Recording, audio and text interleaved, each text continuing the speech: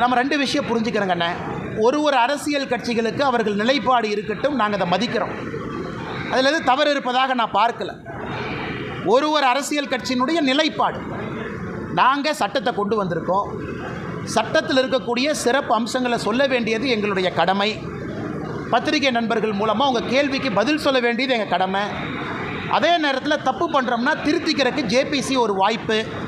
13 amendment சொன்னாங்க, 13 செஞ்சிட்டோம், 13 ஏற்றுக்கிட்டாச்சு. அதில் எல்லா கட்சியும் சொன்னாங்க. மேஜர் அமெண்ட்மெண்ட் அரசு கொண்டு வந்ததிலிருந்து 13 திருத்தங்களை ஒத்துக்கிட்டோம். அதனால் ஒரு கட்சிக்கு ஒரு நிலைப்பாடு, அதை நாங்கள் பெரிதாக எடுத்துக்கொள்ளவில்லை. ஏன்னா ராஜ்யசபாவில் கம்ஃபர்டபுளாக நம்ம ஜெயிச்சிருக்கோம், லோக்சபா கம்ஃபர்டபுளாக ஜெயிச்சிருக்கோம். அதனால் ஓட்டு போட்டவர்களுக்கு நாங்கள் தலை வணங்குகின்றோம். ஓட்டு நேற்று போடாதவர்கள் கூட வருகின்ற காலத்தில் தங்களுடைய மனதை மாற்றிக்கொள்வார்கள் என்று நம்புகின்றோம். புதிய மாநில தலைவருக்கான போட்டியில் நான் இல்லை. சரியானே? அடுத்தது அது ஏன் இன்றைக்கி நாளைக்கு நீங்கள் அப்படியே ஒரு நியூஸை போட்டு அண்ணாமலை டெல்லி போகிறாரு, அண்ணாமலை இவரை கை காட்டினார், அண்ணாமலை இவரை கை காட்டல, இந்த எந்த வம்பு சண்டைக்கு நான் வரலைங்கன்னா நான் போட்டியில் இல்லை.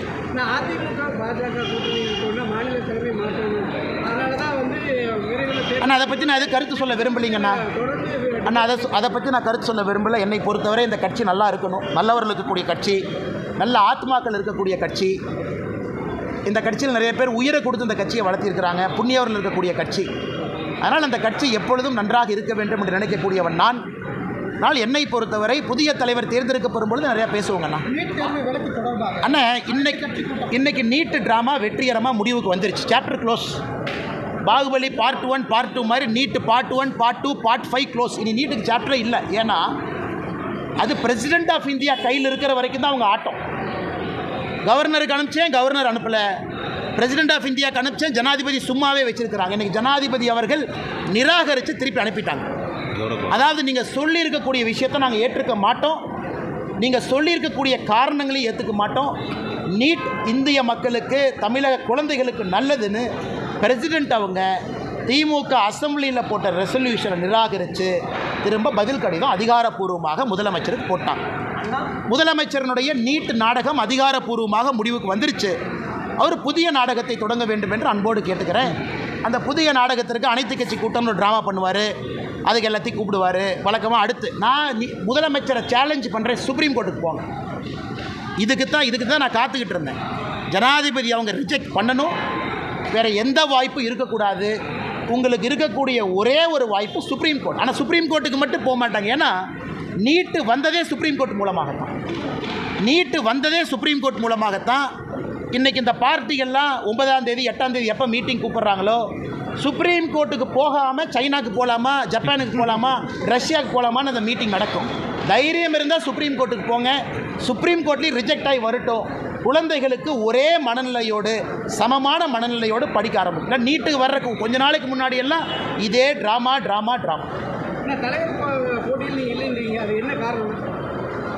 இங்கே தலைவர்கள் யாரும் போட்டி போடுவதில்லைண்ணே.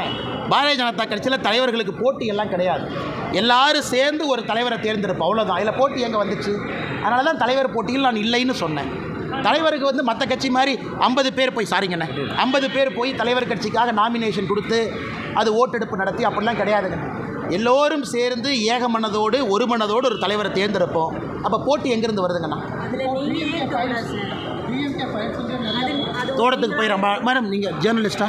ஐயோ வேண்டாம். ஆமாம். ஏன் தலைவா என்ன மரியாதை கொடுக்க மாட்டீங்களா நீங்கள்? அதுக்குள்ளே மறந்துடுவீங்களா? ஒரு விவசாயியோடைய பையனாக இருப்பேன், மறந்துடுவீங்களா? என்னுடைய பணி ஒரு தொண்டனாக எப்பொழுதும் தொடருங்கண்ணா. கரப்ஷனுக்கு எதிராக வந்தவன் நான். அதில் சமரசம் கிடையாது. யாராக இருந்தாலும் சமரசம் இல்லை. ஒரு நாள் இல்லைன்னா ஒரு நாள் தமிழ்நாட்டில் நல்ல ஒரு ஆட்சியை கொண்டு வருவதற்கான முயற்சி தொடரும். இந்த நேரத்தில் தேசிய கட்சியாக இருக்கிறோம், பல விஷயத்தை பார்க்கணும். 2026 தேர்தல் தமிழ்நாட்டுக்கு முக்கியம், மக்களுக்கு முக்கியம். மக்கள் திரும்ப 5 வருஷம் இதே திமுக கொடுமையில் மக்கள் மறுபடியும் 5 வருஷம் மாட்டணுமா? அதையெல்லாம் பார்க்க வேண்டிய கட்டாயம் இருக்குது. ஒரு தொண்டனாக கட்சி சொல்கிற பணி என் பாடி செஞ்சுட்டு போகிறாலும் ஒன்றும் பிரச்சனை இல்லைங்க. வேறுங்க எல்லாம் பேசுவோம் தலைவா. அதை ஏற்கனவே சொல்லிட்டேன், எல்லாம் பேசுவோம். தலைவர் தேர்தலுக்கு அப்புறம் பேசுவோம். சொல்லுங்கண்ணே. அந்த கேள்வி கேளுங்கண்ணே, முக்கியமான கேள்வி. தலைவா இந்த மண்ணை விட்டு எங்கேயும் போக மாட்டேன் தலைவா. ஏன் பேக் பண்ணி அனுப்புறதுலேயே இருக்கீங்க? டெல்லி போனால் ஒரு நைட்டு வேலையை முடிச்சுட்டு அடுத்த நாள் திரும்புகிற ஆள் நான். அதனால் எதுவும் கவலைப்படாதீங்கன்னா இங்கே தான் உங்கள் முன்னாடி சுற்றிக்கிட்டு இருக்கேன். அண்ணா, டாஸ்மார்க் வழக்கு நல்லா கேட்டீங்க அண்ணா, நல்ல கேள்வி அண்ணே. அதாவது திமுகவினுடைய அமைச்சரவையில் 13 பேருக்கு மேலே இன்றைக்கி வருமானத்துக்கு அதிகமாக சொத்து சேர்த்த வழக்கு தமிழ்நாடு நீதிமன்றங்கள் நடக்குது. டிஸ்ட்ரிக்ட் கோர்ட்டில், ஹைகோர்ட்டில் நடக்குது. 13 அமைச்சர்கள் 35 பேர்த்தில் வருமானத்துக்கு அதிகமாக சொத்து சேர்த்த வழக்கு. இதை கேட்கலாமே முதலமைச்சர், பக்கத்து மாநிலத்துக்கு டிரான்ஸ்ஃபர் பண்ணலான்னு.